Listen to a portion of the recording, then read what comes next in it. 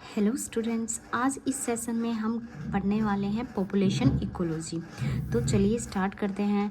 Study of population in relation to environment. तो इसके अंदर हम स्टडी करते हैं पॉपुलेशन की, वो भी इन रिलेशन टू एनवायरनमेंट।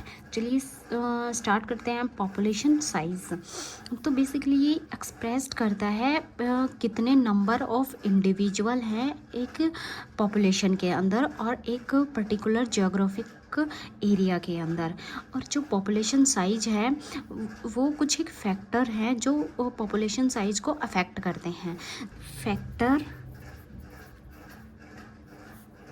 फैक्टर्स हैं जो अफेक्ट करते हैं पॉपुलेशन साइज को, जैसे कि हो गया रिसोर्सेज हो गए एंड कंपटीशन हो गया,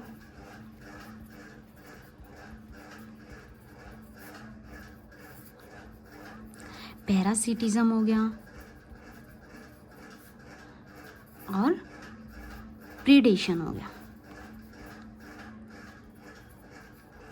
तो ये कुछ एक फैक्टर हैं जो अफेक्ट करते हैं पॉपुलेशन साइज को। जो पॉपुलेशन साइज है वो किन किन चीज़ों पे डिपेंड करता है, तो वो करता है नेटेलिटी रेट पे, मतलब बर्थ रेट पे और मोर्टेलिटी यानी डेथ रेट पे और इमाइग्रेशन का मतलब यह होता है जैसे यहाँ कोई एक पॉपुलेशन है, इसमें बहुत सारे इंडिविजुअल्स रह रहे हैं और मिलके एक पॉपुलेशन बनाते हैं और बाहर से कोई इंडिविजुअल का इस पॉपुलेशन के अंदर ऐड होना ही कहलाता है इमाइग्रेशन। अब आता है इमिग्रेशन।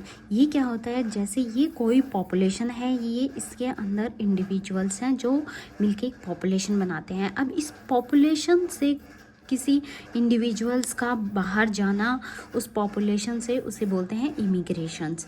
नेक्स्ट आता है डिस्पर्शंस।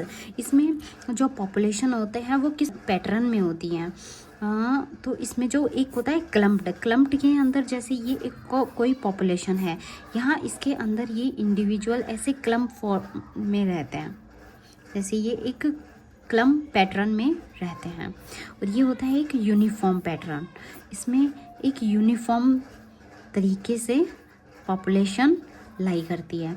एक आता है एक रैंडम, इसमें एक रैंडमली पॉपुलेशन लाई करती है, तो ये होता है डिस्पर्शन। अब चलिए देखते हैं नेक्स्ट, इसमें पॉपुलेशन ग्रोथ कैसे होती है, किस किस तरीके से होती है। तो पॉपुलेशन ग्रोथ में हमें बेसिकली दो टाइप के ग्राफ देखने को मिलते हैं, जिसमें हम एक तरफ कंसिडर करते हैं पॉपुलेशन डेंसिटी को, दूसरी तरफ कंसिडर करते हैं टाइम को। इस ग्राफ में हमें दो टाइप के ट्रेंड पॉपुलेशन ग्रोथ के देखने को मिलते हैं।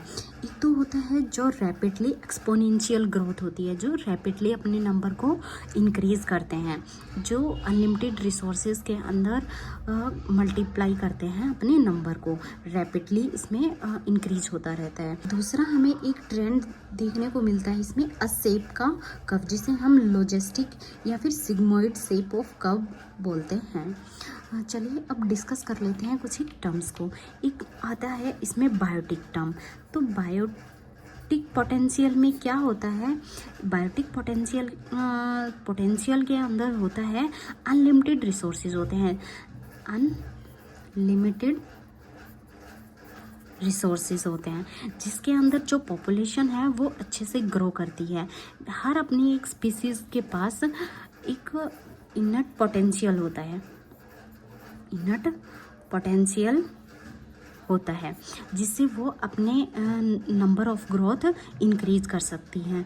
अब जब किसी स्पीसीज को अनलिमिटेड रिसोर्सेज मिलेंगे तो वो अपने नंबर को ईजिली इंक्रीज कर सकते हैं मल्टीप्लाई करके, उसमें कोई कंपटीशन नहीं देखने को मिलता। जो एक्सपोनेंशियल लाइन है ग्राफ के अंदर, ये तो है जो अनलिमिटेड रिसोर्सेज होते हैं उनके लिए, लेकिन ये हमें बहुत कम देखने को मिलता है, क्योंकि ऐसा नहीं होता है कि हमेशा एनवायरनमेंट के अंदर अनलिमिटेड रिसोर्सेज हों, हमेशा रिसोर्सेज लिमिटेड ही होते हैं और हर स्पीसीज़ को अपने रिसोर्सेज के लिए कंपटीशन करना ही पड़ता है।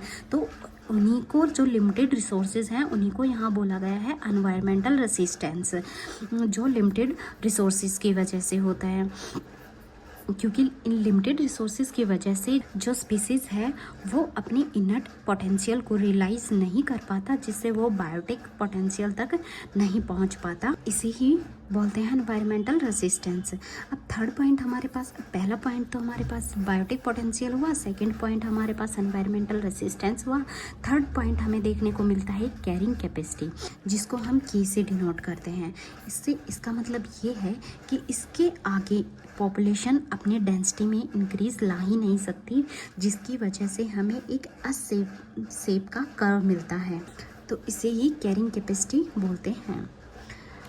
इस सेशन में इतना ही। नेक्स्ट टॉपिक करते हैं हम नेक्स्ट सेशन में। तब तक के लिए बाय बाय।